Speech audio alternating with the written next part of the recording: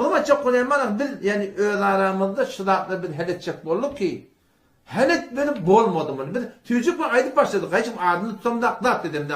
Bir ihtiramda yönü bir şey mezhepten görüyen de atlamda ihtiyaç bola da ben kaptandan lep duhuliyalla şunu çeyremi töküdüp barakayım.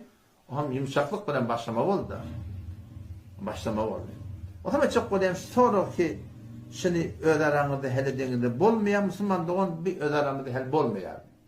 Nämeli çon iyelle var. Emin iyelle var. Kabul olsun iyelle var. Yerinden çıkanla 15 bakı, 20 bakı, 50 bakı cüve vururlar var. Şu da yanlış, şon yanlışlığını bilip ettiler, bilme ettiler. Şu cahilesiptir, indi şondan el çekmeli, şonu başarmam yarlar. Şondan başarmadık derek ne ettiler? Bizden karşı durdular. Hava, adımı tutarlar da bunun için ne? Adımı tutma cemaatımın adını tutmalı. Kullun manaktan iğnarı başça formatı marifettiler. Onun çeyremi töküp sana ne oldu yani biz çeyremi töküp Müslümanlık olur. Onsta tüycük ortaya gelme olduk. O zaman bizim cevap verirsen ne? Cevap verir, cevabiye falan. On cevap verende ulu kon takdirde ihanet ediyor diye.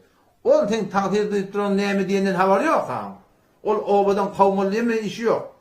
Sana muzdur diyeme işi yok. Sana Yahudi diyeme işi yok. Sana gumrahin başlık diyeme işi yok. Alem cihan fethiye diyeme işi yok. Onlarda hiç işi yok. Kalani fitne diye. Fitne bula. Bir fitnen gezer Müslüman da onu.